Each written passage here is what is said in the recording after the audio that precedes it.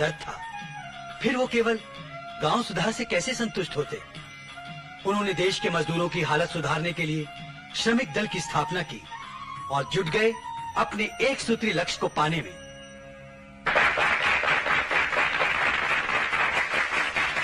बहुत बजा ली तालियां, बहुत कर ली जय जयकार आप सब लोगों ने। राम, कैसे चेंज हो गया? इन मदारियों का खेल अब खत्म हो गया है। बंद कर लिया। सुन ली आप लोगों ने इनकी मनगढ़ंत देश सेवा की कहानियां। अब इनके कुकर्मों की असलियत भी सुन लीजिए। ये बात सही है कि देश में महान नेता बार बार जन्म नहीं लेते, लेकिन आज राक्षस कुकरमुत्तों की तरह इस देश में पैदा ही होते चले जा रहे हैं। ऐसे ही एक दानव का जन्म भारत की पवित्र भूमि पे आज से 50 साल पहले हुआ था। ये त्रिलोचन त्रिपाठी उर्फ टीटी, और असलियत में टेरर ऑफ टेरर्स। बंद करिए। एक जल्दी क्या हो रहा है? बंद करिए नाटक। सर मैं ट्राई कर रहा हूँ। नहीं टीटी, ये गरीब जनता की किस्मत का दरवाजा नहीं है जो तुम्हारे कहने पर बंद हो जाए। ये नींद से जागी हुई भारतवासियों की आवाज है जो तुम्हारे पापों का हिसाब लेकर के ही अब खामोश होगी। इस डायरेक्ट चैनल का रिमोट अब मेरे हाथ में है। तुमने अपना नकली रूप तो इन्हें दिखा दिया है, अब मैं इन्हें तुम्हारी असलियत दिखाता हूँ। पवन घाट पावर प्रोजेक्ट की परमिशन का काम बिल्कुल फाइनल हो गया है और कल उसका एग्रीमेंट साइन करने के लिए उनका मैनेजिंग डायरेक्टर मिस्टर जॉन वो भी यहाँ आ रहा है। मगर उसमें मेरी क्या जरूरत है? जरूरत है वहाँ पे बरसों से रहते हुए आदिवासियों को हटाना, और ये काम तो सिर्फ तुम ही कर सकते हो। और मुझे ये भी मालूम है कि इस काम के परसेंटेज के मामले में तुम्हारी मंत्री मोहनलाल जी के साथ पटी नहीं थी, लेकिन फिक्र मत करो, अब मेरी नए मंत्री के साथ सारी बातचीत हो गई है। आज से हर काम हम मिलकर करेंगे 50-50। यूं समझ लो कि इस देश की भोली भाली जनता को गंवार और जाहिल नेताओं के सहारे उल्लू बनाकर आसानी से लूटते रहेंगे। पवन घाट पावर प्रोजेक्ट। बैठिए मिस्टर जॉन। Thank you.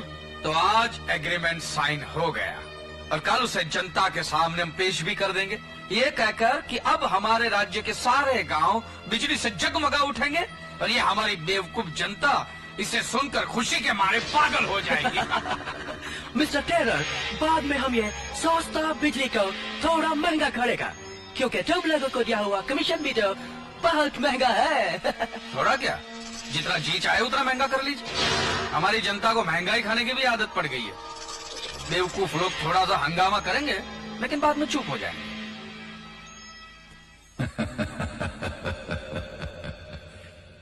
बजाइए तालियां, मनाइए जश्न अपनी बर्बादी का, नारे लगाइए इस विश्वासघाती पर। कब तक नामर्दों की तरह तालियां पीटते रहोगे? कब तक? इंस्पेक्टर, गिरफ्तार करो इस कातिल को, ये जेल से भागा हुआ अपराधी है।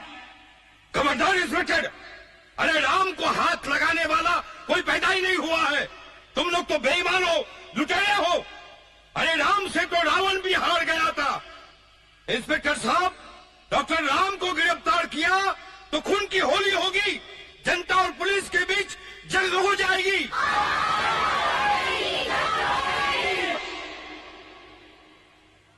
इंस्पेक्टर, रहने दो, बोलने दो बेचारे को। ये हमारी प्रिय जनता हमको अच्छी तरह से जानती है। ये हमको बदनाम करने की ऑपोजिशन की चाल है और ये उसका दलाल है। कौआ अगर काशी भी हुआ है तो भी कांव कांव ही करेगा, राम राम नहीं। तुम तो वो दलाल हो टीटी जो अपनी मां का भी सौदा करके दौलत कमाने के लिए तैयार हो सकते हो। राजनीति की बिसात पर खेलने वाले तुम वो खिलाड़ी हो जो अपनी जीत के लिए किसी भी मोरे को कुर्बान कर सकते हो। तुम्हारे इस गंदे खेल में सिर्फ मैं ही मोरा नहीं बना, इस देश के करोड़ों लोगों को मोरा बनाकर तुमने अपने जाल में लपेट लिया।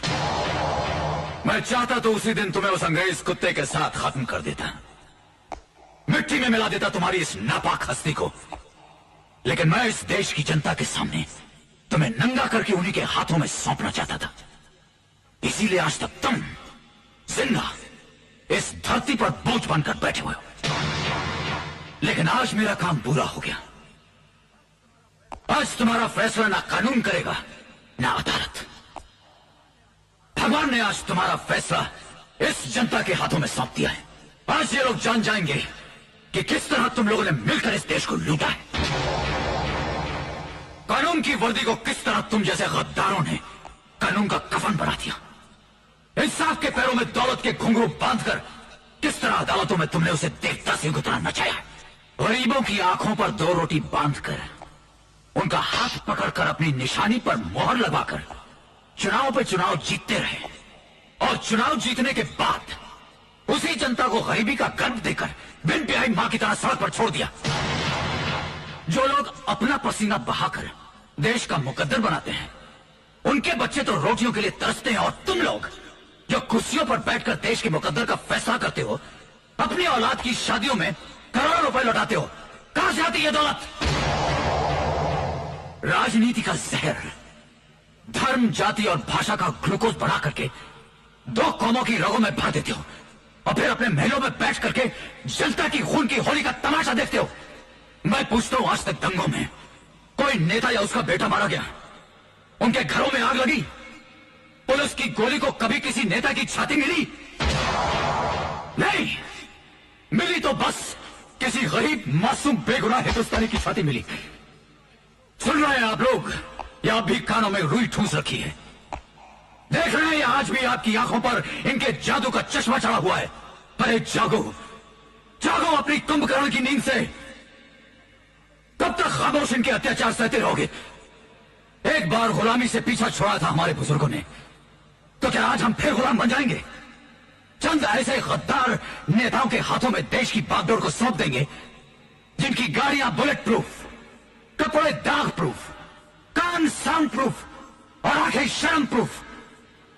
बोलो, जवाब दो।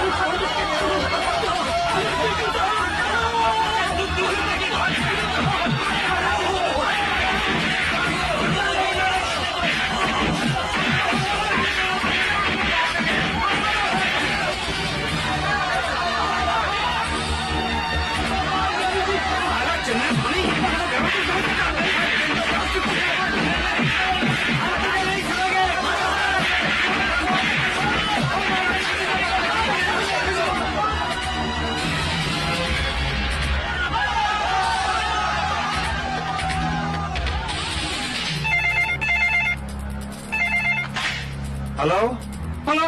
हाँ टीटी, जन्मदिन मुबारक हो भाई। और जन्मदिन का भाड़ में यार, मृत्यु दिन की तैयारी कर। मैं जो बोलता हूँ वो सुन।